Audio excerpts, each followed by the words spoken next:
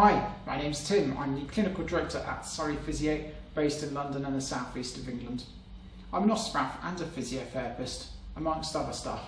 But I've been an osteopath and physio for 20 years, so I've got a pretty good idea when people ask me, and I get asked a lot, what are the top 5 differences between an osteopath and a physiotherapist? Well, first of all, they are both amazing professions. I'm really proud of both professions. They really help a lot of people. So you can be safe to see either a physiotherapist or an osteopath, and they'll both look after you. They're both regulated professionals, highly educated and trained. And that's the first difference that we might see, is in the education and training. The osteopathic course tends to be a little bit longer. It's typically 4 years, and a physiotherapy degree is slightly shorter.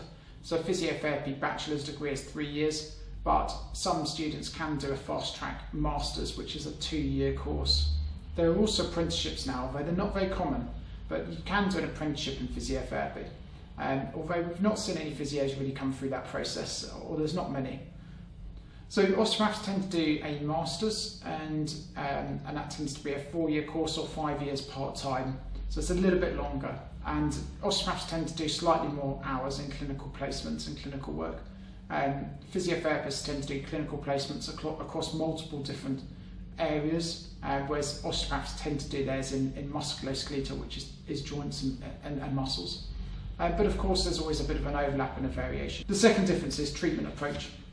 I mean, of course there's a variation, because there's a lot of physios and osteopaths out there, so they all do different things, and some do the same and some do different. But osteopaths typically are a bit more hands-on. Now, that's not always the case, of course, but usually osteopaths are more hands-on. They tend to work with soft tissue massage and mobilisation and manipulation. Physiotherapists in private practice often do hands-on treatment. On the NHS, they tend to be much more hands-off.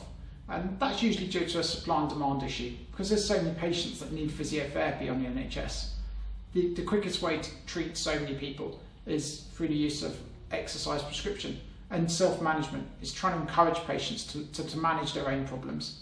Osteopaths tend to do a bit more hands-on work, so they'll tend to spend a bit longer with a patient, but really work to get them better together. Physiotherapists are a little bit more rehabilitation-based, so they might do more exercise-based treatment.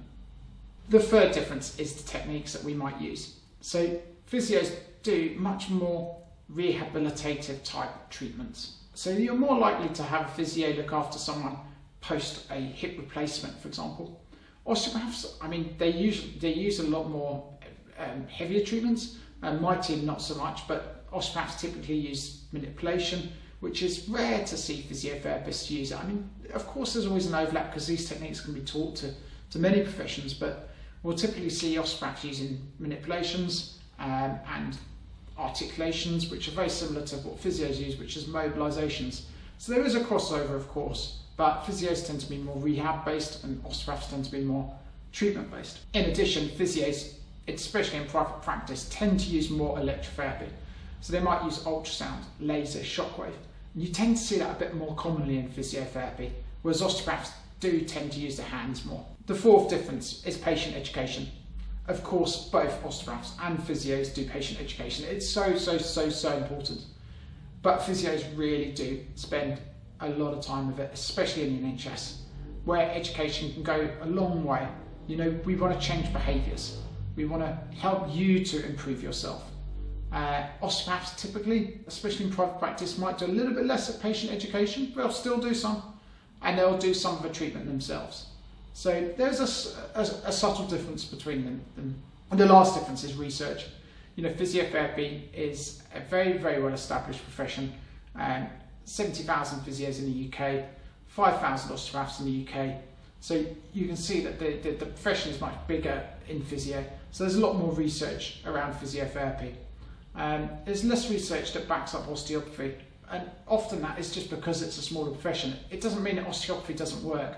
It just means that there's not been the research conducted in some areas. Of course, there is very good research in some areas as well, but there's a stronger research base in physiotherapy, especially with regards to exercise and rehabilitation.